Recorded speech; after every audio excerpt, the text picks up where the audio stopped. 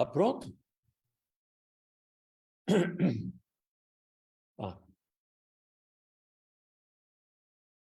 Bom vai. dia, para todo mundo que nos assiste. Eu sou o Fernando Cássio, sou professor de Políticas Educacionais da Universidade Federal do ABC. Também faço parte de uma rede de pesquisa chamada REPU, Rede Escola Pública e Universidade, faço parte também do Comitê Diretivo da Campanha Nacional pelo Direito à Educação. E atualmente também sou, aqui falando, né, com a Frente Paulista em Defesa dos Serviços Públicos, sou o atual presidente da Associação de Docentes da Universidade Federal do ABC, a ADUF-ABC. E sou pesquisador, né, e tenho aí estudado, de fato, os efeitos da reforma do ensino médio a partir de dados da sua implementação nas redes de ensino no país, né? Nós começamos pelo estado de São Paulo, então eu vou focalizar um pouco mais a minha fala aqui nos dados do nosso estado, mas eu tenho agora, nesse momento, aí analisado dados de outras redes de ensino em que a gente observa alguns efeitos que são semelhantes aos de São Paulo, por um lado, porque a reforma tem algumas linhas, algumas diretrizes gerais, e alguns efeitos diferentes que têm a ver com peculiaridades regionais. Então, eu começo dizendo o seguinte: acho que é importante a gente, para efeitos aqui da nossa conversa, entender por que razão essa discussão sobre esse novo ensino médio, sobre a reforma do ensino médio, ganhou tanta força em 2023, considerando que essa reforma ela foi aprovada por uma medida provisória em 2016 e virou lei em 2017. Então, efetivamente, o que nós estamos discutindo é a Lei 13.415 de 2017, que é uma lei complementar que faz 54 modificações na LDB, a Lei de Diretrizes e Bases da Educação Nacional. E essas modificações, elas são de vários tipos e de várias ordens. Então, elas modificam aspectos administrativos das redes de ensino, elas mudam aspectos relacionados à oferta do currículo, elas mudam aspectos relacionados à profissionalidade docente, o tipo de professores, o tipo de leitura que vai se fazer para conceber o currículo do ensino médio, tem um monte de coisas ali, tá? Regulamentações relacionadas à oferta de ensino à distância na educação básica, é um conjunto imenso de coisas que confluem para isto que ganhou esse nome fantasia de novo ensino médio, NEM, né? Então é esse conjunto de coisas do que a gente está falando hoje, né? Então, por que esse debate ganhou essa força hoje? É preciso lembrar, algumas pessoas, assim, com uma memória convenientemente curta, elas esquecem que em 2016, quando foi promulgada, quando foi editada lá a medida provisória 746 do Michel Temer, houve a ocupação de 1.000 escolas no país por estudantes contra justamente a reforma do ensino médio. E o campo educacional, quem de fato pesquisa educação, escreve sobre educação seriamente no país, está escrevendo e analisando esse problema há 7 anos, né?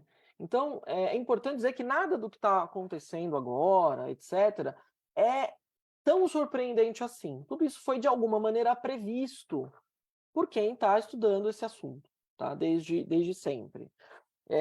Confesso, particularmente como pesquisador, que o que a reforma vem produzindo é pior do que eu imaginava.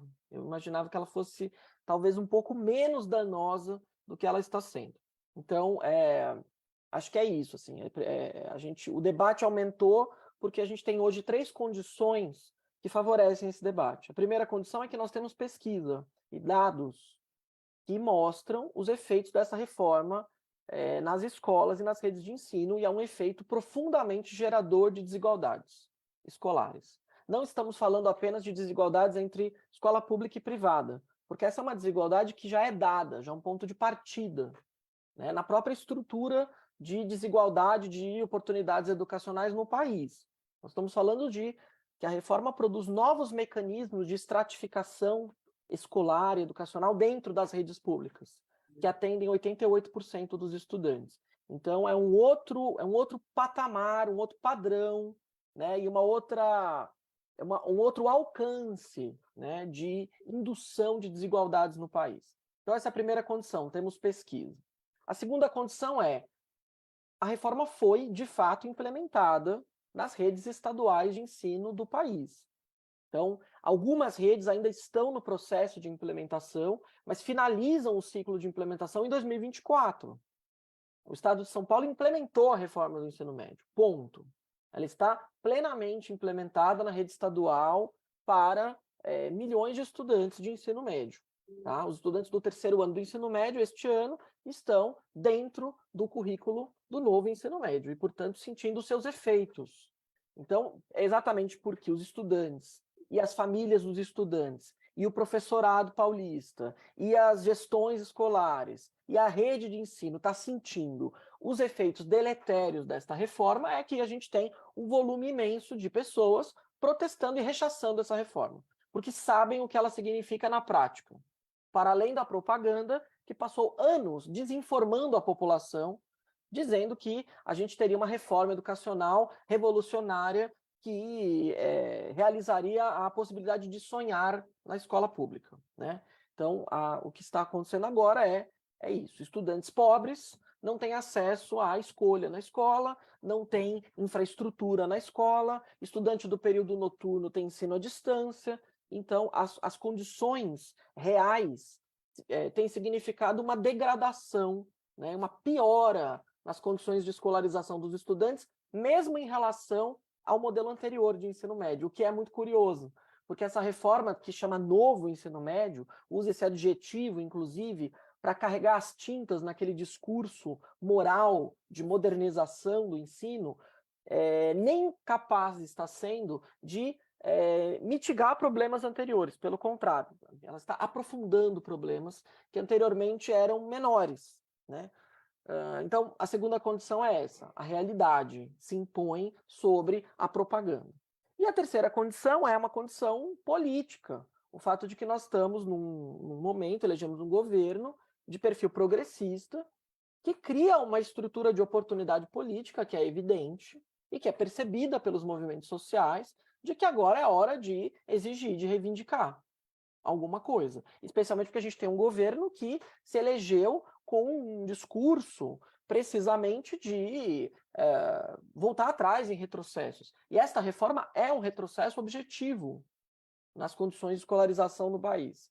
Muito bem, então, diante dessas condições, né, eu acho que são essas condições que produzem o debate hoje, né? São essas condições, por exemplo, que produziram uma resistência popular suficientemente forte para levar o Ministério da Educação a fazer o que está fazendo agora, uma consulta pública, nacional, com uma série de coisas. O Ministério da Educação, é bom que se diga, não tinha a menor intenção de rever a reforma do ensino médio ou discutir a reforma do ensino médio. O ministro da Educação, ele é ideologicamente alinhado às fundações e institutos empresariais que, em 2016, formularam a reforma do ensino médio e, junto com o governo do Michel Temer, e tem implementado a reforma do ensino médio nas redes de ensino. Tá? Então, é importante a gente perceber esse movimento. Então, eu vou começar mostrando já uma coisa para vocês, uma imagem só, né, para que vocês tenham uma ideia da situação, né, da situação em que nós estamos.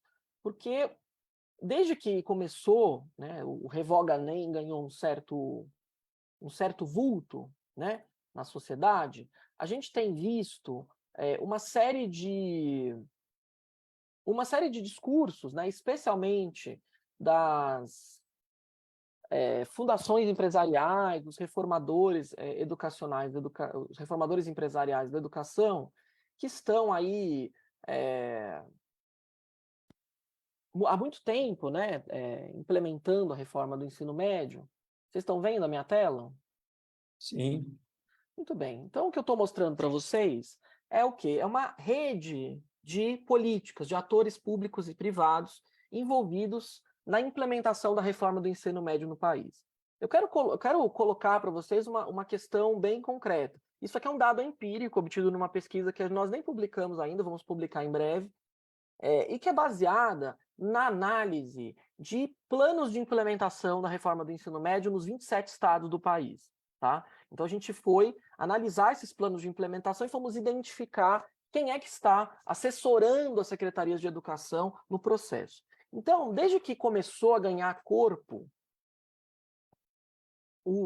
os protestos e o rechaço público ao novo ensino médio, a gente tem visto uma série de atores privados, Instituto Reúna, Todos pela Educação, enfim, uma série de atores, né, ligados aí às maiores fortunas do país, dizendo que, de fato, a reforma do ensino médio tem problemas de implementação, né? O problema dessa tese é que quem implementa a reforma do ensino médio, junto com as 27 secretarias de educação, que são esses pontos cor-de-rosa aqui nesse grafo, são esses pontos azuis, que são esses atores privados, né?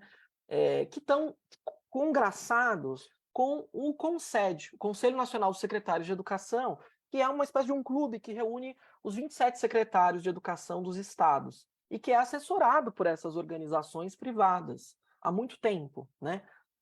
Então é muito curioso, porque esses atores vêm agora a público dizer que o problema da reforma do ensino médio é que ela não foi implementada direito, né? É que o governo do Jair Bolsonaro não fez o que deveria fazer para produzir a articulação federativa necessária para que a gente tenha uma reforma do ensino médio que garanta aquilo que ela promete.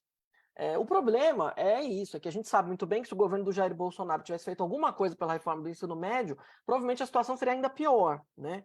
Então, na verdade, o que aconteceu nesse período foi uma articulação federativa que foi deslocada do Ministério da Educação para o CONSED, junto com as fundações empresariais. De maneira que a gente tem, por exemplo, esse Instituto Reúna, que é financiado pela Fundação Lehman, por exemplo, trabalhando em 21 secretarias de educação, assessorando produção de material didático, de currículo, de formação de professores, produzindo material para itinerários formativos de estudantes, por exemplo, inclusive introduzindo empresas como o iFood. No estado de São Paulo, o iFood, né? Vocês sabem muito bem o que é o iFood, não é uma empresa de educação, certo? Não é uma fundação educacional, uma empresa que lucra com a superexploração do trabalho uberizado de jovens com escolarização precária. Precisamente o público-alvo do novo ensino médio. O iFood está apoiando a produção de material didático na rede estadual de São Paulo. Vocês imaginem, quer dizer, isso é uma alegoria do que nós estamos vendo, né? Então é isso, a gente tem, na verdade, uma rede de atores privados que é quem está implementando a reforma do ensino médio. Portanto, todos os problemas que a reforma apresenta, possui, são devidos a isto aqui, a estes formuladores que agora tentam se esconder e tentam mudar a orientação do debate.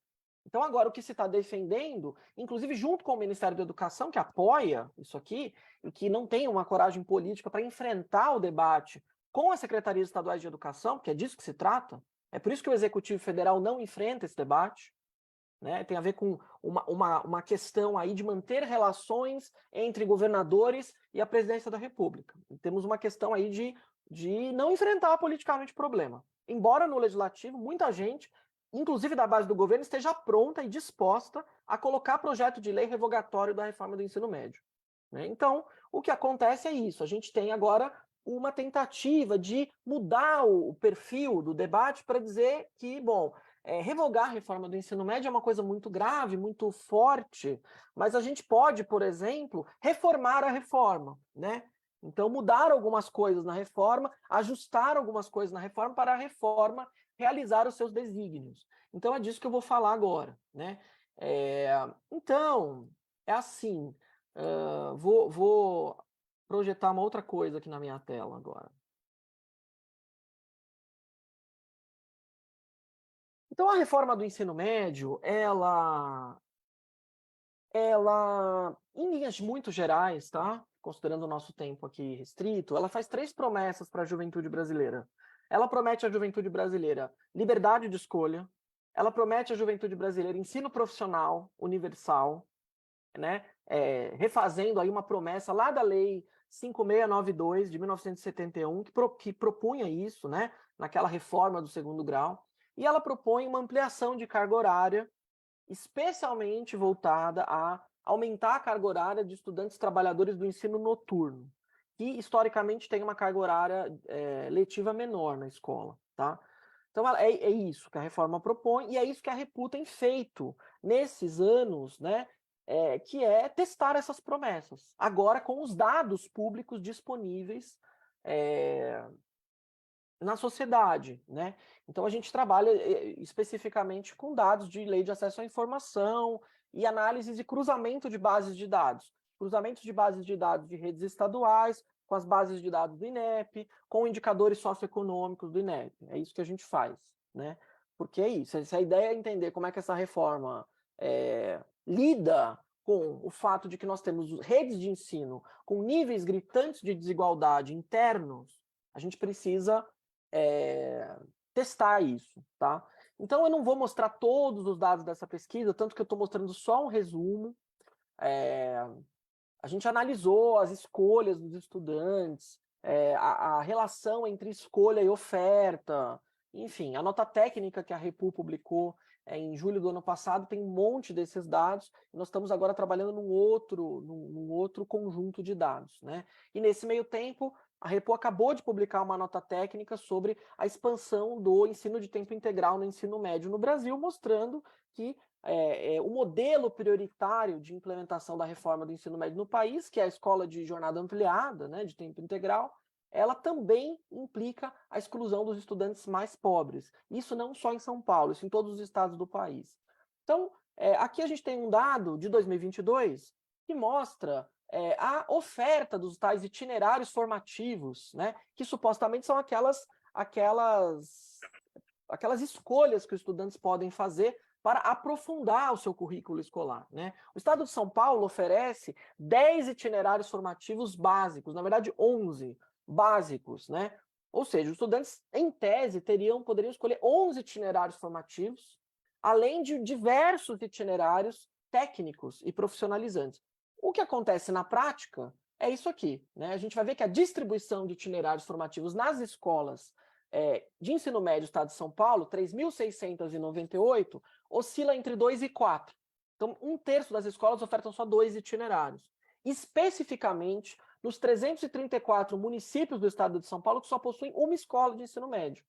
Então, é preciso dizer que o Brasil é um país que tem 5.570 municípios, mais quase 3.000 municípios, com uma escola só de ensino médio, pública. Então, é precisamente nesses municípios menores, com escolas menores, em que os estudantes não têm escolha, né? Porque as únicas salas de aula disponíveis são aquelas. E a reforma do ensino médio promete flexibilização curricular e liberdade de escolha sem a construção de uma única sala de aula, sem concurso para profissional da educação. O Estado de São Paulo, é bom que se diga, não abre concurso público para a contratação de professores PEB 2, que dão aulas no ensino médio, há 10 anos. 50% da força de trabalho dos professores e das professoras da rede estadual de São Paulo hoje são professores com contratos de trabalho temporário e condições extremamente aviltadas de trabalho, né? Então, neste contexto de aviltamento profissional, salarial, de carreira e de infraestrutura escolar, que a gente tem uma reforma educacional que, em tese, amplia possibilidades, mas que, na prática, realiza redução de horizontes de possibilidade. Então, a reforma não amplia a possibilidade de sonhar. Pelo contrário, ela oferece para os estudantes escolhas limitadas e ao estudante, ao fazer esta escolha, anula todas as demais. Então, é isso. A reforma do ensino médio rompe com a universalidade do ensino médio no Brasil, porque ela tem um caráter substitutivo. Então, quando você escolhe um itinerário formativo de ciências naturais e matemática, você não terá formação em ciências humanas e em linguagem. Isso é muito diferente do que acontece nas escolas privadas, em que as aulas a mais, elas são a mais, elas vão para o contraturno, não é substitutivo. Então, vocês devem ter lido na imprensa que existe aula de brigadeiro gourmet no ensino médio, oficina de unhas, seja um milionário. Então, todas essas coisas existem, de fato, como componentes curriculares eletivas nas escolas estaduais de São Paulo. Essas componentes curriculares eletivas, elas entram no lugar das aulas de sociologia, física, química, biologia, elas entram no lugar, elas não são a mais. Então, aquele laboratório de robótica maravilhoso, que na escola privada será feito no contraturno escolar, na escola pública, se ele existir, ele vai substituir uma aula de história. Então, esta é a diferença, né, entre a flexibilização curricular, que é suplementar, e a flexibilização curricular, que na prática significa estreitamento da possibilidade de acesso ao conhecimento via escola. Bom, se a gente olhar, né, comparar o número de itinerários diferentes ofertados nas escolas de São Paulo, cada bolinha dessa que está nesse gráfico é uma escola, tá? E a gente colocar isso em função de um nível socioeconômico da escola, que é uma metodologia do INEP, que determina uma escala de 0 a 10 baseada em acesso a bens de consumo, renda, escolaridade da família, que aumenta, né, aumenta de cima para baixo, tá? Então, quanto maior o número, mais vulnerável é a escola. Então, as escolas que estão mais perto de 10, com esse índice, são mais vulneráveis.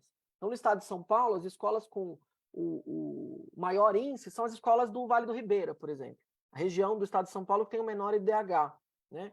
Então, o que a gente vai ver é isso. A gente vai ver que o nível socioeconômico da escola aumenta à medida que aumenta a liberdade de escolha. Então, o estudante mais pobre tem escola mais pobre do ponto de vista curricular. Isso é muito grave, porque isso é uma demonstração de que a reforma do ensino médio cria a profunda desigualdade educacional dentro da rede pública. Ela, de fato, discrimina dentro da rede pública estudante vulnerável e estudante de classe média que estão dentro da rede pública, compondo os 88% de matrículas na escola pública no Brasil no ensino médio, né? E aí, isso é muito grave, porque isso daqui é um dado, um tipo de mecanismo que é impossível de remover da reforma do ensino médio. Porque como ela é uma reforma de redução de custo da educação dos mais pobres, ela sempre vai produzir esse tipo de efeito. Ela nunca não vai produzir desigualdade, porque a estrutura dela é uma estrutura de pegar uma rede de ensino como está, com as condições de trabalho, de carreira e de salário docente como estão, e promover fragmentação curricular ilimitada. Então, assim, se você parte de uma política dessa sem garantir condições mínimas de igualdade, você vai transformar, né, diferença em desigualdade. Você vai naturalizar diferenças como desigualdades.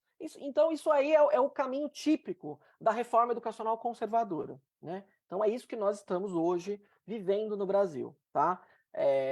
O governo de São Paulo afirmou, na época que nós publicamos isso aqui, que era apenas o primeiro ano da reforma, que as coisas vão melhorar e tal. Eu vou mostrar para vocês os dados atualizados de 2023, que nós ainda não publicamos, tá? Mas eu já vou adiantar a vocês, para que vocês tenham uma ideia de como o quadro está agora, neste momento em que a gente conversa nas escolas estaduais do estado de São Paulo. Um outro efeito importante relacionado à reforma do ensino médio é a falta de professores, né? Por várias razões que eu tenho explanado aí publicamente, entre elas o fato de que a reforma do ensino médio ela é profundamente desorganizadora dos sistemas de ensino. Ela desorganiza a alocação de professores, ela propõe uma ideia de interdisciplinaridade equivocada, para dizer o mínimo, né? Para não dizer desonesta, para não dizer perversa, né? De que ser interdisciplinar é suprimir as disciplinas escolares, né? Que é uma coisa que não vai acontecer na rede privada. E aí, ao fazer isso, ela desorganiza totalmente a forma de organizar os professores nas aulas, né? Então, o que a gente tem visto, então esses dados são dados do ano passado, mais ou menos a meados do ano passado, a gente via que no ano passado, na metade do ano letivo, 22% dos estudantes do ensino médio, 22% das aulas não tinham professores, tá? Não tinham professores. Então, os estudantes estavam sem aula. Eles passavam, em média, um dia por semana sem aula por falta de professores. No período noturno e no vespertino, isso aumentava para 1/3 das aulas não dadas por falta de professores. Isso significa, na prática, que você tem um ano a menos no ensino médio, por falta de professores, né? Então, isso coloca o problema da reforma do ensino médio num outro patamar, né? Não é um patamar só da gente discutir se o itinerário tira o pé do chão é alguma coisa que faz ou não sentido, né? Se ter aula de brigadeiro gourmet faz ou não sentido. O problema mais grave é que nós estamos aquém do debate sobre o itinerário, o nome da disciplina, porque não tem aula, né? Então, a rede estadual de São Paulo, o estado mais rico do país, não oferta 1.000 horas letivas anuais no ensino médio e, portanto, descumpre a Lei 3.415 de 2017. Então, esse é o nível do debate. O nível é de oferta educacional irregular, né? Que é um assunto que o Ministério Público, assim, trata desde sempre. Tem que garantir oferta escolar. É uma obrigação do Estado garantir a gratuidade no ensino e o acesso à escola pública para as pessoas na idade certa, durante 12 anos ao longo da vida. Isso não tem acontecido no ensino médio por conta da reforma do ensino médio. Então, a reforma do ensino médio, ela desuniversaliza o acesso à educação no Brasil. Ela é, portanto, um retrocesso secular, né? Muito, embora ela insista nesse adjetivo novo ensino médio, com esse discurso modernizador para escamotear os seus intentos reais, objetivamente, ela representa um retrocesso, inclusive no acesso à escola, tá? Bom, e eu também, né, complemento dizendo que essa desuniversalização do acesso à escola é prejudicada ainda mais pelo fato de que os estudantes do período noturno estão tendo expansão, entre aspas, de carga horária à distância. Então, a reforma do ensino médio liberaliza o emprego do ensino à distância na educação básica. Então, supostamente, a reforma viria equalizar as condições de escolarização de estudantes trabalhadores do período noturno com estudantes do período diurno. Mas ela não envolve nenhuma política de permanência estudantil para garantir que esse estudante que estuda à noite, que chega na escola às 7 e sai às 11, e que no dia seguinte acorda às 5, possa frequentar a escola diurna. Como é que faz isso? Bom, as universidades públicas fazem isso há décadas. Temos décadas de estudo de implementação. Isso chama política de permanência, é bolsa. É transferência de renda. Como isso também não está na agenda da reforma do ensino médio, que é uma reforma redutora de custos, então está se oferecendo ensino à distância nos mesmos moldes da pandemia, ou seja, está se fingindo que está se ampliando carga horária no ensino médio, quando na verdade o governo de São Paulo, a rede estadual de São Paulo, nem mesmo cumpre a carga horária letiva mínima no ensino médio. Muito bem. E aí, como eu já mostrei a vocês, a condição de implementação se dá, né, com a participação de um monte de atores privados que estão produzindo esta situação de caos e miséria educacional nas redes estaduais de ensino do país inteiro. É preciso lembrar que nós temos 7,9 milhões de matrículas no ensino médio no Brasil e 88% dessas matrículas estão no sistema público, né? E quando eu digo sistema público, é especificamente nas redes estaduais, que é quem, por lei, tem obrigação de ofertar o ensino médio, tá? Uma fração muito pequena da população está fazendo ensino médio em rede municipal, muito pequena. E uma fração igualmente pequena da população está matriculada nos institutos federais, 0,8% das matrículas, tá?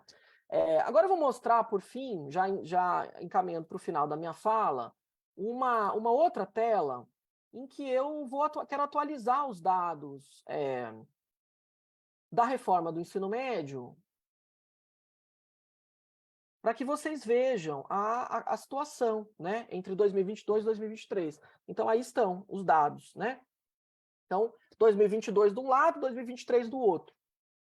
Ou seja, depois de publicar as pesquisas, de todas as alegações do governo de São Paulo, de que nós vamos arrumar, corrigir, ajustar, a gente vê o mesmo tipo de efeito de geração de desigualdade entre possibilidade de escolha e perfil de renda e escolaridade das famílias matriculadas nas escolas, tá? De fato, o governo de São Paulo mudou um pouco o perfil de oferta dos itinerários, então a gente pode comparar aqui nesse gráfico da esquerda, né, que você vê que 80% das escolas ainda ofertam entre 2 e 4 itinerários, mas o número de escolas que ofertam 2 diminuiu, e o número de escolas que ofertam 4 aumentou, né? Mas essa relação continua sendo observada especificamente nas escolas dos municípios paulistas, que são 345, que só tem uma escola de ensino médio. E mais do que isso, agora em 2023 nós temos um outro dado, um dado adicional, que é a condição do ensino médio da população mais vulnerável, né? Que são as modalidades de ensino. Quem está na Fundação Casa, cumprindo medida socioeducativa, nos presídios, educação de jovens e adultos, escolas indígenas e quilombolas e assentamentos rurais. E aí, se a gente olha para essa população em particular, a gente vai ver que o número de itinerários formativos aos quais esses alunos têm acesso oscila entre 1 e 2. Ou seja, se o estudante tem acesso a um itinerário formativo, ele nem tem acesso às 4 áreas do conhecimento na escola. Então, a população mais vulnerável sempre é aquela que tem a pior condição de escolarização, e a reforma do ensino médio propicia isso, na medida em que naturaliza a desigualdade, né? Usando essa ideia que parece bacana, né, de flexibilização curricular, mas que na realidade violenta o caráter distributivo da educação pública no país, como garantidora de direitos, né, como realizadora de igualdade perante a população, né? E aí tem um dado um pouco mais complexo aqui, que eu acho importante a gente conversar, que é o seguinte: a gente reparou no ano passado que existem também escolas grandes, com 2.000 alunos, com 60 salas de aula, que ofertam poucos itinerários formativos para os seus estudantes. Então, nós fomos entrevistar diretores e diretores escolares e fomos descobrir o quê? Que muitas vezes as diretoras e os diretores, para manter o seu corpo docente e conseguir organizar o seu cotidiano de trabalho, porque a reforma torna as escolas inadministráveis, tem rede de ensino no país hoje que não sabe gerar um histórico escolar, porque a reforma fez os sistemas de escrituração escolar sucumbirem. Então, essas diretoras e diretores preferem ofertar menos itinerários. Então, a gente fez uma conta simples. A gente calculou um número, Y, que é uma razão entre o número de itinerários diferentes ofertados na escola, as possibilidades de escolha para os alunos, e o número total de turmas ofertadas. Quer dizer, essa é uma medida da capacidade daquela escola efetivamente ofertar mais itinerários e de usar essa capacidade. Ou seja, quanto menor esse número, menor é o uso da capacidade da escola de garantir liberdade de escolha. Então, a gente vai ver que em 2022, né, essa razão Y ficava aqui acima de meio, que são esses pontos em laranja. Agora, em 2023, esses valores já estão caindo para 0,25, né?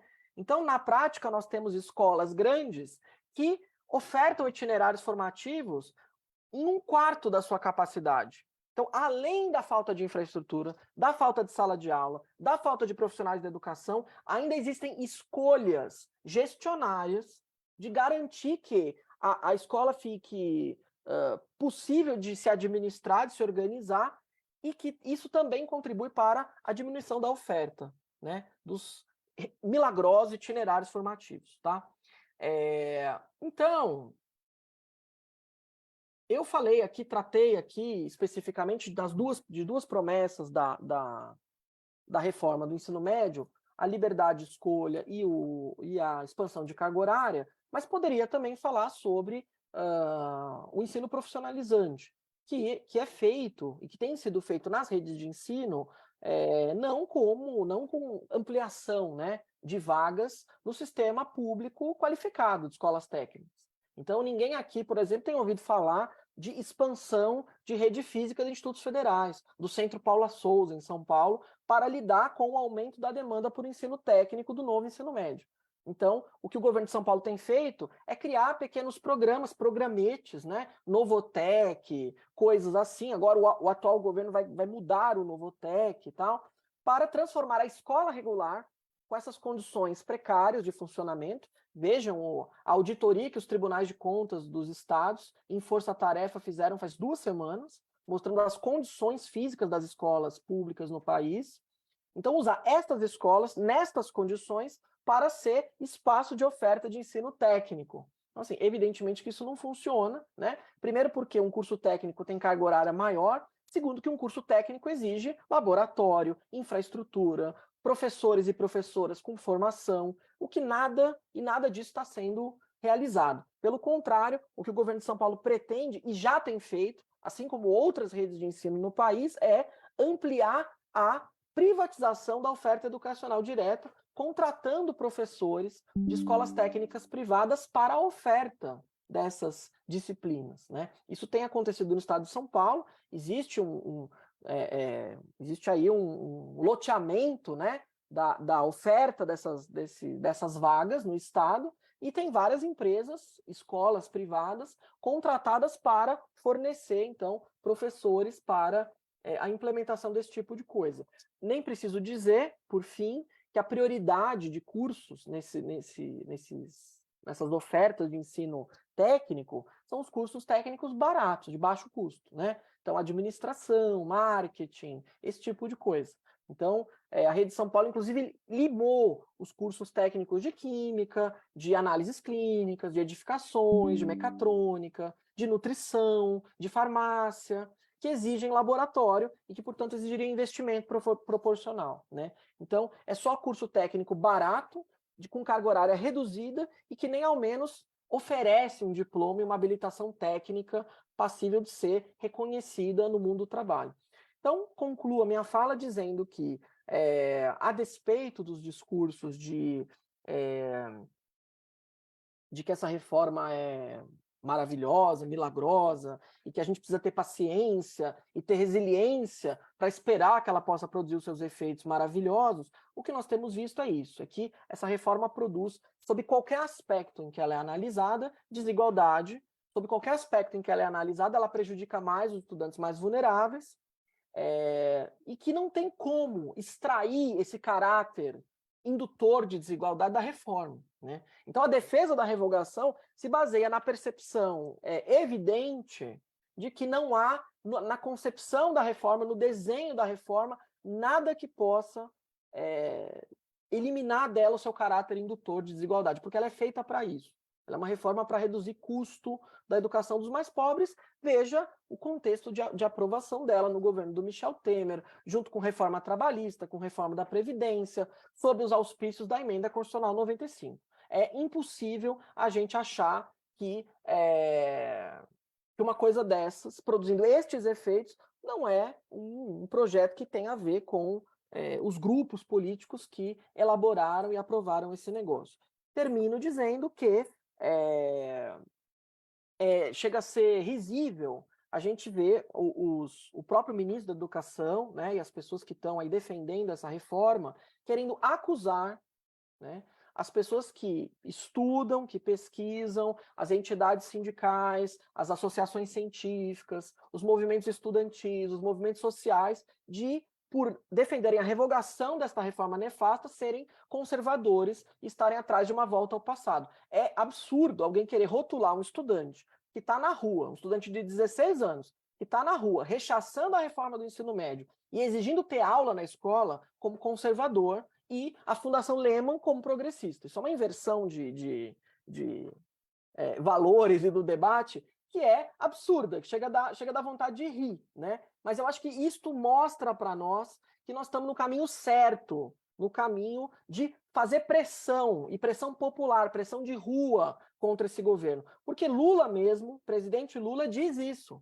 Pressionem o governo não precisa de tapinha nas costas, o governo precisa de pressão. Pois bem, eu acho que nós estamos agora num momento muito importante de fazer essa pressão para a gente revogar essa reforma que produz uma tragédia sem precedentes na educação brasileira. Obrigado.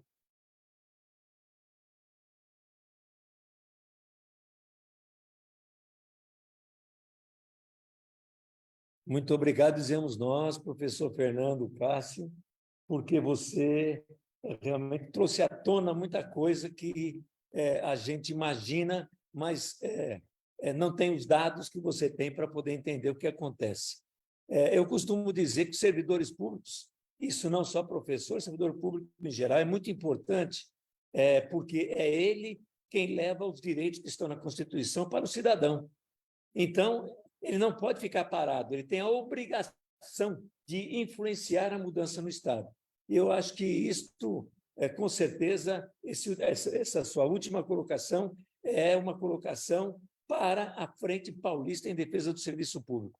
Nós não podemos ficar parados, nós temos que influenciar de alguma coisa. Infelizmente, no voto, a gente acaba tendo governadores ou prefeitos que não estão muito interessados em melhorar nada, muito menos a educação, que seria o principal momento de melhora do país. Agradeço muito e agora passo já o pessoal que vai estar pronto para te fazer perguntas. Alexandre Pariol. Bom, primeiro cumprimentar o companheiro Fernando, sou aqui do Sintusp, da USP. O que você trouxe para nós, eu acho que hoje é um momento muito importante para todos nós, porque trata-se não apenas das pessoas, mas sim da possibilidade, da potência de, a partir daqui, fazermos um movimento muito grande.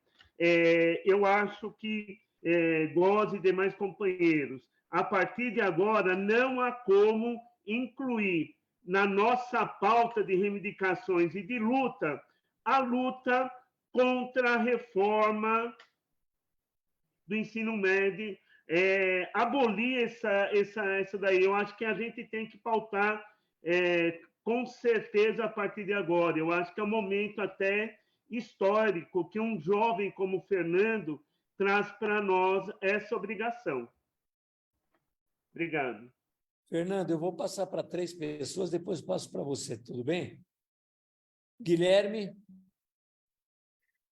Bom, bom dia, Fernando. Sua fala foi muito importante e, acima de tudo, assim, causou uma tristeza muito grande, né? Eu sou professor aposentado, sou professor de Química aposentado. E aí, quando você vê que o Itaú, né, que a Telefônica, que o iFood, que o Instituto Ayrton Senna estão terceirizando, né? É uma terceirização ideológica que a gente tem dentro da educação, extremamente danosa, né?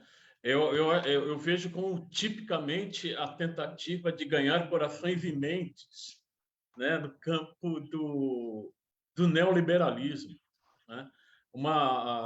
As reformas que a gente já viveu na educação, eu sou um aluno do ensino médio dos anos 70 e que viveu a questão da profissionalização em massa, né, de um falso educação profissional, onde você entrava numa escola onde você não tinha escolha, né? Eu tive, por exemplo, uma carga horária no meu ensino médio voltado para as áreas de exatas, né? Várias aulas de química, física, matemática, no modelo norte-americano do ensino dirigido, né? Que era o modelo dos anos 70. E hoje você continua. Em compensação, eu não tinha aulas no campo das humanidades. Hoje você faz isso que você mostrou dessa opção que não existe, mas o que você tem realmente é conseguindo piorar aquilo que não era bom, né? O que, de uma certa forma, eu sempre falo que no fundo do poço sempre tem uma pá, né? Eu acho que a reforma do ensino médio é essa constatação brutal. E eu acho que o caminho, como você falou, Fernando, é a pressão, né? A pressão em cima do governo, é a pressão nas ruas, e tentar quebrar o discurso da mídia. Eu acho que esse que é o mais importante. A questão ideológica que vem no ensino médio vem junto um discurso de mídia. E esses que são os nossos grandes adversários, os nossos inimigos neste momento. Não vou nem colocar a questão da falta de professores, Fernando, porque assim é um absurdo o que a gente vê, né? Assim como você colocou que faltam aí quase um terço de 25% a um terço, de um quarto a um terço de aulas que os alunos não têm. Eu fico me perguntando quem é que dá aula dessas coisas, né? De como ser um milionário, como fazer brigadeiro, quem é o profissional que faz isso, né? E, por fim, eu acho que existem diversas formas de resistência a isso. Acho que quando você coloca que as grandes escolas fazem propositalmente uma diminuição de oferta, é uma tentativa de salvar, né? Não é algo assim, não queremos fazer, não. É uma tentativa de salvar o que tá ruim. Então, isso aqui vai ficar pior, vamos fazer o menos pior possível, né? Então, eu vejo dessa forma. Foi muito triste, viu, Fernando? Foi muito triste ouvir tudo isso. Eu acho que bate fundo, assim, para quem eu gostava de dar aula. Então, eu vejo isso com muita tristeza mesmo. Valeu, parabéns pela pesquisa, porque eu acho que ela conseguiu atingir o objetivo, que é mostrar esses números. Mas foi muito triste tudo. Obrigado. Homer. Ô, Gozzi, pessoal, bom dia. Desculpe atravessar a reunião. Cederia a palavra de 1 minuto. Nós estamos em greve, só queria compartilhar os companheiros. É possível? Tem acordo aí? Quem é que está falando? Yuri do CITCESP, pessoal da Fundação Casa em greve. Fundação Casa. É que o professor pode ter algum problema de horário, mas você vai falar em seguida, sem problema. Tá bom? É 1 minuto. Tá, 1 minuto, Por vamos favor. lá. Então, nós estamos em greve, só para compartilhar os companheiros aí, o 6º dia de greve, tá? Paramos várias unidades no estado. O governo Tarcísio de Freitas não ofereceu nenhuma proposta convincente dessa categoria, apenas 6% aí de inflação. A gente tem várias pautas aí de negociação, como que a segurança nos locais de trabalho. Muitos servidores estão sendo assassinados, mortos, né? Não temos concurso aí há vários anos. Adoecimento é grande, assédio moral, institucional. Então, já venho participando da frente aí, estive no movimento aí de construção das pautas unificadas para levar para o governador. A presidente Cláudia foi junto aí para protocolar. Então, só compartilhando o 6º dia de greve, eu gostaria do apoio de todos vocês, todas as entidades, divulguem aí seus canais. Eu sou professor, educador, mas dentro da Fundação Casa temos diversos setores aí, psicossocial, saúde, pessoal da área técnica, administrativa, e os agentes de apoio em sua maioria. Então, eu conto com o apoio de vocês aí, tá divulgando nossas ações aí. Já repercutiu na mídia e estamos no 6º dia de greve e conto com o apoio de vocês. Obrigado, Gozzi. Valeu. A frente está em apoio de vocês, com certeza. O judiciário também caminha para o mesmo sentido. Eu até convidei a Márcia, acho que ela não pôde comparecer, na nossa assembleia de sábado. Mas vamos continuar aqui. Sim, nosso apoio é irrestrito para você. Volmer. Professor Fernando Cássio, sua capacidade de síntese, de colocar em 30 minutos a sua pesquisa, tão muito bem elaborada e que efetivamente dá todos os dados para que a gente possa continuar a luta, que é comum a todos. E eu vejo duas questões que o que eu ia perguntar para você, você já falou, a questão das ETECs, né? ATEC. Eu também acho que deveria ser ampliado, isso deveria ser muito ampliado no estado de São Paulo. O Alckmin fez alguma coisa, mas foi pouco em relação a isso. E nós temos experiências profissionalizantes no estado de São Paulo. Aqui em Jundiaí tem uma escola de agricultura do estado, 300 alqueires de terra. Lá em Pirassununga, tem 900 alqueires de terra, onde está, por exemplo, hoje instalada a USP. Quer dizer, nós já tivemos tantos bons exemplos e fazíamos bem. No dia 15, eu fui convidado pela UMES, União Municipal dos Estudantes, se convidaram ao DEMO, que é o Sindicato dos Diretores, eu fui representando, e eles leram um documento que bate muito bem com tudo aquilo que você expôs. Tanto que, quando eu fui comentar, eu não entrei nessa linha direta. Eu fui um pouco mais além. O Guilherme acabou de falar de 1970, né? Eu sou da década de 60. Eu tenho 75 anos. Eu peguei um colegial que tinha clássico, científico e normal. E toda a cidade ainda tinha uma escola de contabilidade, às vezes particular. Geralmente particular, né?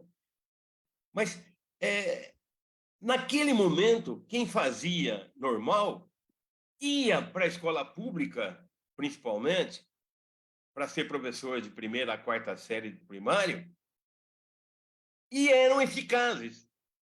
E eles alfabetizavam o aluno que entrava aos 7 anos, em agosto estava lendo e escrevendo, com gente formada pelo antigo normal. Quem fazia científico e que foi para as áreas exatas, acabou se dando bem. Ou ele foi ser um professor, ou ele foi ser um engenheiro da área que ele quis, e ainda na escola pública. E quem ia para a área de humanas, vindo do clássico, também se deu bem nessas áreas. Enfim, nós tivemos um bom exemplo. Não é saudosismo, é que funcionava.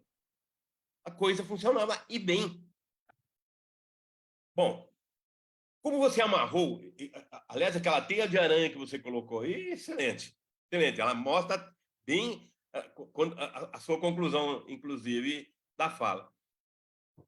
E é isso mesmo que está acontecendo. E é incrível. Eu participei como ouvinte, de uma discussão da Cláudia Costin na Jovem Pan, lá no Direto ao Ponto. É incrível. É incrível. Todos são a favor e falaram aquilo que você falou. Não, a proposta é muito boa, porém, a gente precisa fazer alguns ajustes. A Cláudia Costin chegou a falar: os grandes países, como a Finlândia, tem 7, 8 matérias de ensino médio. Mas o basicão é aquilo, e depois tem as ofertas. Quer dizer, não há vontade política mesmo, e ao contrário, há vontade política de produzir jovens sem trabalho. E olha, se todos nós observarmos onde vamos, no mercado, começou a correr esses lugares onde estão muitos jovens trabalhando, mas todos jovens. Você pergunta para ele, ele fala da dificuldade de estudar, da dificuldade de conseguir, e no estado de São Paulo, ao invés de melhorar o ensino noturno, está querendo asfixiar o ensino noturno. Desculpe, professor, mas o meu ensejo seria mais nessa linha. Por que não se aplica o Instituto Federal? Porque as ETEC são excelentes. Pode melhorar? Claro. Quem sai de uma ETEC, faz uma FATEC, eu tenho um ex-aluno que está lá na Inglaterra, trabalhando. Então, é possível uma escola pública assim decente, mas, infelizmente, o enfrentamento é muito mais amplo, conforme a sua teia de aranha aí mostrou. Obrigado, professor, parabéns pela pesquisa. Vou passar agora para o professor Fernando, depois nós temos mais 1, 2, 3, 4, 5, 6 perguntas. Encerro agora as perguntas, apenas os que estão inscritos, e vou pedir que seja pergunta de 1 minuto, tá bom? Professor Fernando, você. Eu vou comentar rapidamente esse último ponto. É evidente que nós temos modelos públicos de ensino médio de alta qualidade. O modelo dos institutos federais é um deles, né? A questão é o custo. Então, a gente tem uma reforma do ensino médio que, na verdade, reduz o custo do ensino médio brasileiro.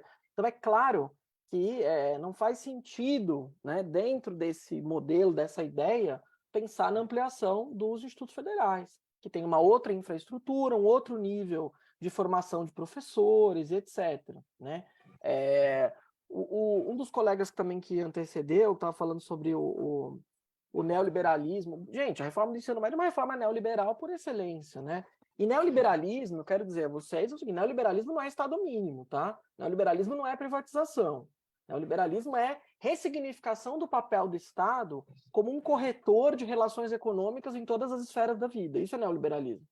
Então, nesse sentido, o discurso neoliberal na reforma do ensino médio está exatamente nessa ideia das profissões do futuro, da uberização. Isto é o neoliberalismo na reforma do ensino médio, né? A ideia de que flexibilização curricular e remoção do conteúdo substantivo da escola significa aumento de liberdade, né?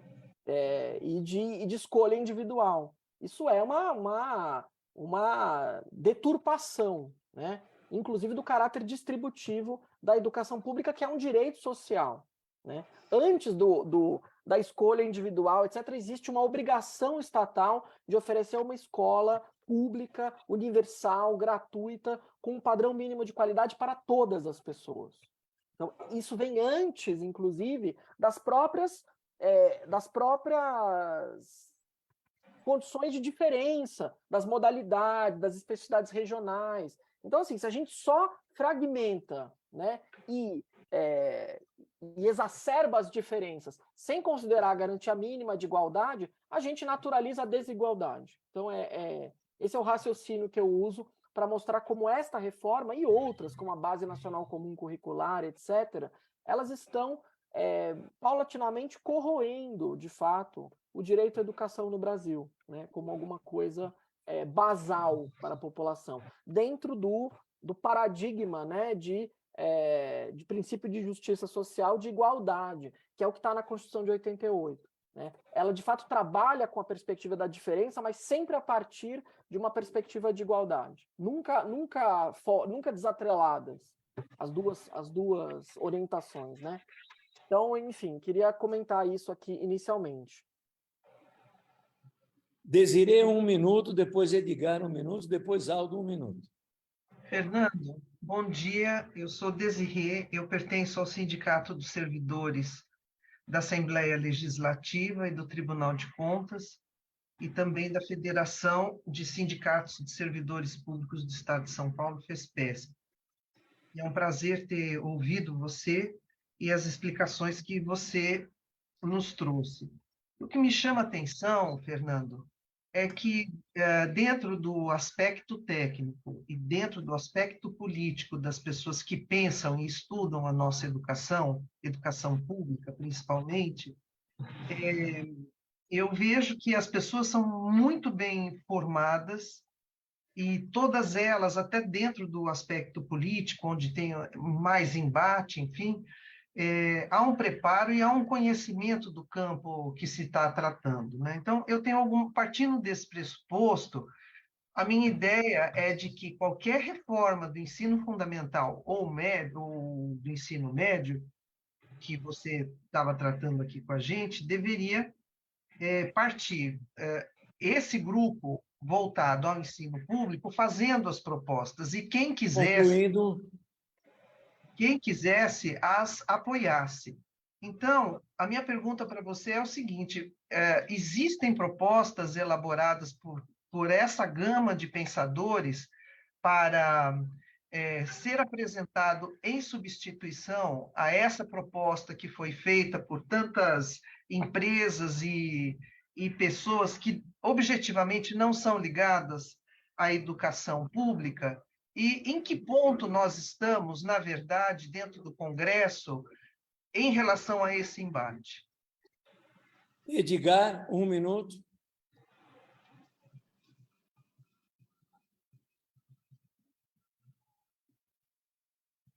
Tem que ligar o microfone, Edgar.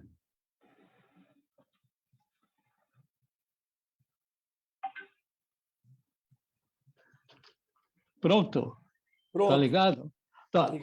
Doutor Fernando, parabéns. Olha, você elucidou muitos pontos que eu acho importantíssimos. Né? Primeiro, me preocupa extremamente, acho que é uma preocupação de nós todos, escola. Eu não me identifiquei, sou Edgar, do Centro do Professorado Paulista, o diretor da comunicação. Olha, com relação a 21 estados, o CONSED, que é o órgão, o Conselho dos Secretários Estaduais de Educação, preocupa muito, porque isso é um número significativo e que a gente vê assim tendo suporte das empresas, das grandes empresas para essa reforma. Né? Um outro ponto, né? Nós assistimos desde a 5692, 71, na sua implantação até hoje, né? Concluindo, Edgar. Já. O ensino médio é o grande gargalo da nossa educação. E a gente não vê perspectiva. E uma outra questão, que é uma grande preocupação também, é com relação ao Enem. Como é que vai ficar o Enem nesse cenário aí que é tenebroso? Não temos perspectiva para os nossos alunos que aspiram, né, entrar no ensino superior. E não só isso, né? É tudo isso. Então, obrigado. Aldo, 1 minuto. É impossível, mas vou tentar. Primeiro, parabenizar o professor pela importante exposição. Segundo, numa live, o César Calegari, que é assessor especial do CPP, ele afirmou de que era necessário ter um trabalho do ponto de vista parlamentar para ter uma lei que substituísse essa atual lei e que, portanto, criaria um vácuo na medida em que você apenas revogasse a atual Lei 13.415 de 2017. Então, queria saber sua opinião sobre isso. Segundo, a consulta que o MEC está fazendo é um absurdo. Na verdade, é uma consulta para legitimar o que aí se encontra. Eu li, fizemos um debate, eu sou da POSP, aqui tem a Neuza, que é da Profib, tem companheiros que são da Profesp, e nós estamos fazendo um debate sobre isso. Queria depois, inclusive, te convidar para ajudar nesse debate na POSP, na Profesp, na Profib, no sentido de que possamos articular uma narrativa, né, que possa colaborar ainda mais para o conjunto das pessoas. E, por último, é o seguinte, eu continuo defendendo a revogação. Não vejo saída a não ser pela revogação. E acho mais, ou a gente radicaliza nesse debate da revogação, ou nós vamos ter também que fazer uma luta pelo fora Camilo, ou pelo fora ministro, porque toda a sociedade, estudantes, professores, entidades da educação, fazem o debate no sentido da necessidade da revogação. Só ele e o grupo que está no entorno dele não acha isso plausível, nós vamos ter que pensar a médio prazo como fazer também para poder mudar o ministro que está na contramão da educação. Obrigado. Concluído, obrigado. Professor Fernando, tem mais 2 pessoas, eu vou dar 1 minuto para cada uma, depois abro para você, pode ser? Beleza. Rosângela, 1 minuto. Bom dia, professor Fernando. Gratidão pela exposição e por ter trazido em primeira mão, ter divulgado aqui nesse espaço o resultado da pesquisa. Excelente. A minha indagação vai no caminho do Edgar Fiuza, que ele começou a falar do Enem. Com essa precarização e a ausência de matéria, ausência de disciplina lá naquele itinerário formativo, eu queria saber se essa reforma soluciona essa ausência de matéria no itinerário, mas essa matéria vai ser exigida no Enem, por exemplo. Como é que o aluno faz? Ele não tem essa matéria no itinerário, mas ele é obrigado a se submeter a essa matéria no Enem. Obrigada, viu? Por último, Maricler, 1 minuto. Muito obrigada.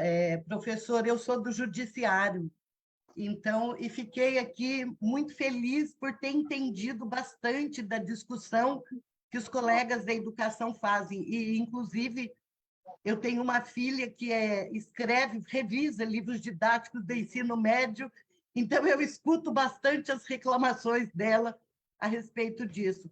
Mas é só para falar uma coisa que me deixa muito frustrada. A minha neta mais velha está numa ETEC em Piracicaba e não tem professor.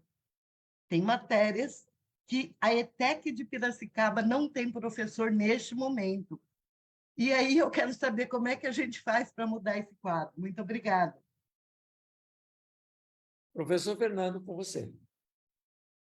Olha, bom, eu vou responder assim, primeiro agradecer, viu, especialmente esse último comentário aí, Marie Claire, obrigado, viu, o esforço é esse, né? A gente discutir educação, discutir política educacional, discutir dados educacionais para uma audiência mais ampla, né? Para uma audiência mais ampla e as pessoas entenderem, né? Eu acho que isso é o que eu espero como pesquisador que está na universidade, mas que também tenta aí fazer um debate público, ampliar um pouco, né, o horizonte da nossa discussão. Então, assim, primeiro eu quero comentar aqui sobre a questão das propostas, né, que a Desirê colocou, né? Então, Desirê, é assim, eu acho que a gente precisa, por exemplo, assim, a gente tem uma proposta de reforma para o ensino médio, que é a Diretriz Curricular Nacional de 2012, né? Que não foi implementada, simplesmente, né? Então, assim, propostas existem, já existem propostas, e tem outros grupos pensando propostas. Agora, assim, o que eu defendo, tá? Eu vou te dizer o que eu defendo. Eu acho o seguinte, eu acho que a revogação da reforma do ensino médio, ela não é o ponto de chegada, ela é o ponto de partida. A gente tem que partir da revogação, né? E a revogação, ela não é um botão que se aperta e explode tudo, né? Quer dizer, se tem uma lei complementar revogatória da reforma do ensino médio, imediatamente não muda nada no estado de coisas. O estado que implementou a reforma vai continuar com ela, né? Então, assim, a revogação é o ponto de partida. O que eu defendo? Eu defendo Conferência Nacional de Educação. É isso que eu defendo. Eu defendo aquilo que o PT defende, historicamente, como forma, como processo político de construção de política pública com o mínimo de consenso social. Essa é a minha defesa. Então, assim, eu não vou chegar aqui, tirar do meu bolso uma proposta e falar, olha, é óbvio que eu tenho ideias. É óbvio, por exemplo, que eu acho um absurdo que na Lei 3.415 eles estabeleçam 1.800 horas como máximo de formação geral básica no ensino médio. Isso precisa ser eliminado da lei, percebe? Eu sei coisas que eu acho que a gente precisa eliminar da lei e fazer de outra forma, e pensar outra coisa. Agora, eu não vou tirar do meu bolso uma proposta que agora, porque eu fazer isso é a mesma coisa que fazer o que fizeram as fundações empresariais em 2016 junto com o Temer. Então é isso. A gente tem que construir outro processo de produção da política pública. Então é isso. Os atores estão aqui. Parte dos atores que precisam estar sentados na mesa para pensar a construção da política pública estão aqui. Olha a quantidade de sindicatos, de campos diferentes, que não são, alguns não são exatamente do campo educacional, mas são também, né? Então é isso. A gente precisa construir um processo de colocar de pé uma proposta de um ensino médio de massa. E aí é aquela questão. Outras pessoas comentaram do Instituto Federal, das ETECs. É isso. As ETECs dos Institutos Federais são modelos de qualidade melhor de ensino médio, mas não são modelos de massa. Então, nós precisamos, de fato, de um modelo de ensino médio de massa. O debate é um debate de política pública, de como é que a gente realiza o direito à educação para 8 milhões de estudantes de ensino médio no país. Esta é a questão, né? E é claro, então, assim, é impossível fazer um debate desse sem olhar a escola como espaço de produção de política pública, né? Aliás, é a falta disso que leva hoje a todos esses protestos, a todo esse rechaço da sociedade em relação à reforma do ensino médio. Gente, não tem um grupo organizado de professores, um grupo de pesquisa, uma associação científica de educação que não repudie a reforma do ensino médio. Não tem, assim, me apresentem um grupo de estudantes que apoia a reforma. Não existe, gente. Não existe. Tá? Não tem como. Bom, outras coisas que foram ditas, né, sobre o Enem. Bom, olha, eu vou dizer para vocês como é que está a situação hoje dos estudantes do terceiro ano do ensino médio na rede estadual de São Paulo. Desespero. Essa é a situação, uma situação de desespero. Porque o terceiro ano do ensino médio, na estrutura curricular do ensino médio paulista, não tem aula de disciplina nenhuma. Só tem aula nada a ver de itinerário formativo bizarro. Então é isso. Estudante que passa um ano inteiro letivo na escola fazendo maquete de casa sustentável, em vez de ter aula de biologia, física e química. Então, a situação é uma situação de calamidade, de desespero. As diretores escolares, recebendo família, mãe, pai, na diretoria, perguntando o que está acontecendo com a escola. Que o meu filho, a minha filha não tem aula na escola. Então, essa é a situação. Aí vocês me perguntam, o que vai ser do Enem nesse ano? Vai ser trágico, né? Para esses estudantes, vai ser absolutamente trágico. Porque nós estamos falando de uma reforma curricular que veda sistematicamente o acesso ao conhecimento via escola. E ela está produzindo esse efeito agora, enquanto conversamos. Enquanto conversamos, tem 1 milhão de estudantes do ensino médio nas escolas estaduais de São Paulo sem saber o que farão no final do ano no Enem, tá? Aí eu respondo a vocês, o que seria o Enem no longo prazo? Aí eu tenho algumas ideias a respeito, tá? Eu tenho algumas ideias porque eu sou de uma universidade federal, eu sei como funcionam as universidades, né? Eu estou vendo que a Silvia Gatti está presente aqui, da Unicamp, que também sabe como funcionam as universidades estaduais, né? Sabe também que a Unicamp, recentemente, divulgou que vai manter Sociologia e Filosofia no seu vestibular. Quer dizer, isso foi um anúncio recente da Unicamp. Isso é uma resposta, certo? Que as universidades já dão para o enxugamento do currículo no ensino médio. Então, não esperem que as universidades estaduais e federais vão ficar placidamente assistindo ao enxugamento e ao estreitamento curricular no ensino médio. Eu vou dizer o que eu acho que vai acontecer. Eu acho que se a reforma do ensino médio for mantida desta forma, eliminando a formação generalista e uma formação minimamente sólida no ensino médio, a gente vai desmontar o sistema de seleção unificada do SISU, que é baseado no Enem. Esse sistema não vai sobreviver, porque as universidades, a tendência das universidades, especialmente as federais que eu conheço, que são a base do SISU, do Sistema de Seleção Unificada, elas são, gente, as universidades são espaços elitistas, entendeu? A gente precisa saber disso. Por mais diversidade que se tente colocar, de mudança no discurso, as universidades ainda são ambientes elitistas e são ambientes em que as pessoas e quem formula e quem regulamenta os processos seletivos internos está preocupado, assim, em testar o conhecimento de quem vai entrar, gente. Isso é uma... Porque, assim, nós não vivemos num país com universalização de acesso no ensino superior, tá? Nós não vivemos na Argentina, onde todo mundo pode entrar na universidade pública, basta querer.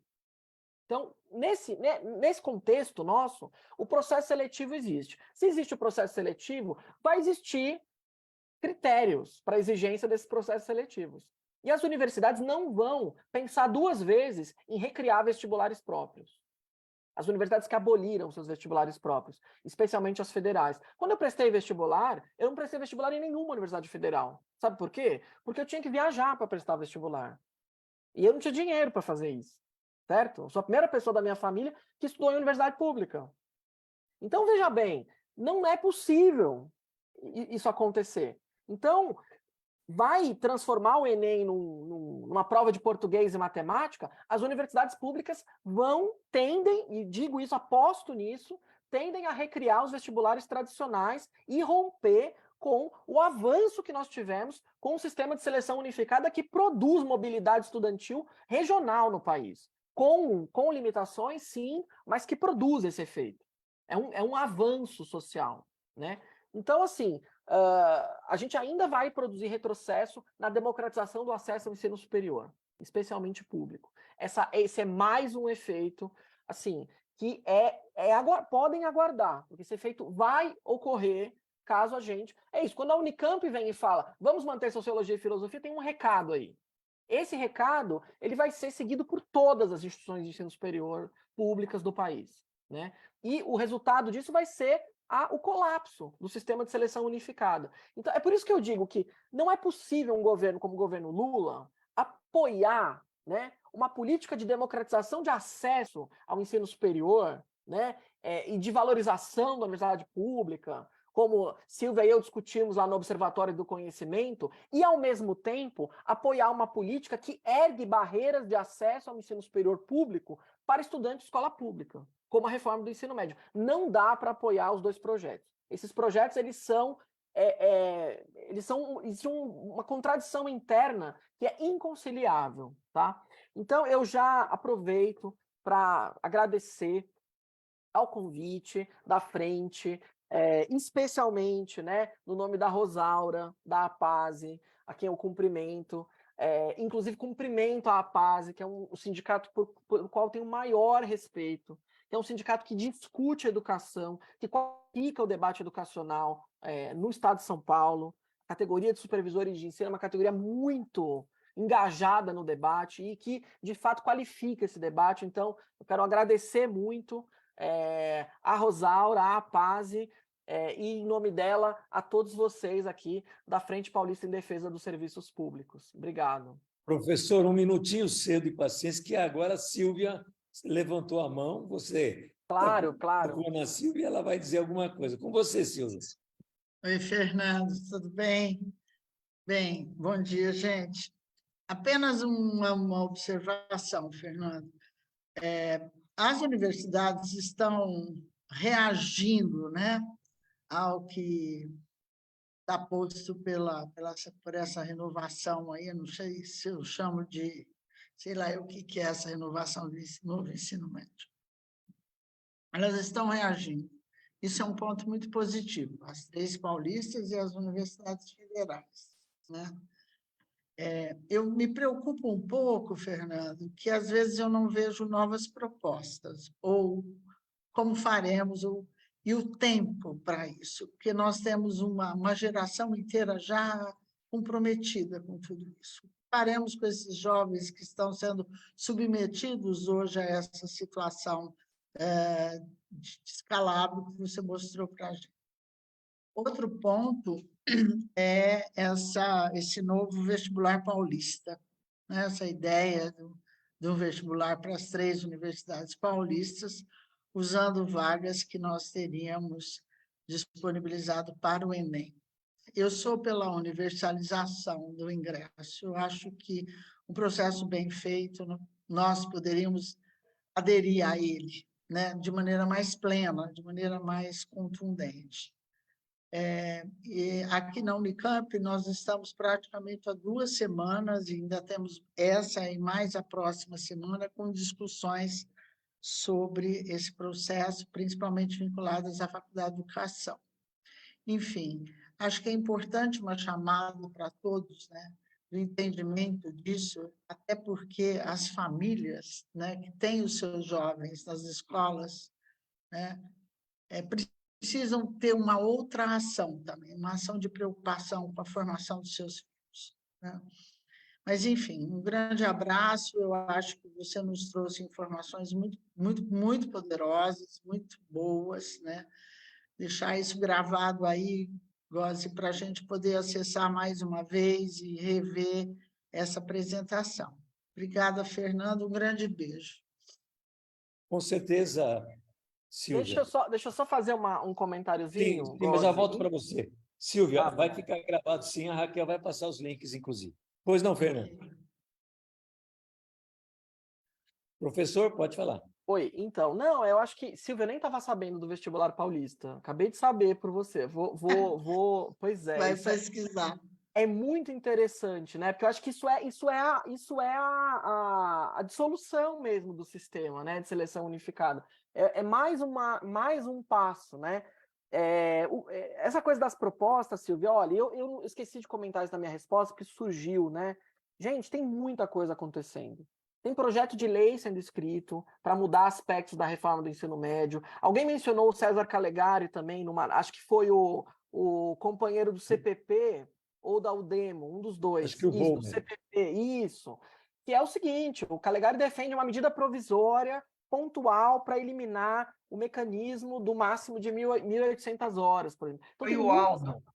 Foi o Aldo. Isso, foi o Aldo. Então, tem Aldo. Muitas propostas, gente, que estão em discussão, né? E felizmente, Silvia, eu vou dizer para você, assim, as famílias estão agora preocupadas com a formação dos filhos. Estão, assim, esse movimento que a gente tem pelo Revoga Nem de massa, ele não é à toa. Ele é um movimento que chegou na casa das pessoas. E é o seguinte, gente, a imprensa está pautando esse negócio, pautando de verdade esse negócio, vendo a realidade da reforma das escolas. Né? Então é isso. O pessoal do Todos pela Educação está tendo que dividir o espaço com o professor, com o diretor, com o estudante, com mãe, com pai. E eu acho que é isso, porque esse é o debate que está colocado na sociedade, né? Então, assim, eu espero, agradeço muito mais uma vez, espero aqui ter contribuído para qualificar um pouco, aprofundar um pouco esse debate no âmbito da frente, e já me coloco à disposição aqui para estar junto com vocês para a gente derrotar a reforma do ensino médio no estado de São Paulo. Professor Fernando, nós agradecemos muito a sua presença. Você trouxe luz, esclareceu bastante, e isso, com certeza, nós não vamos abandonar você.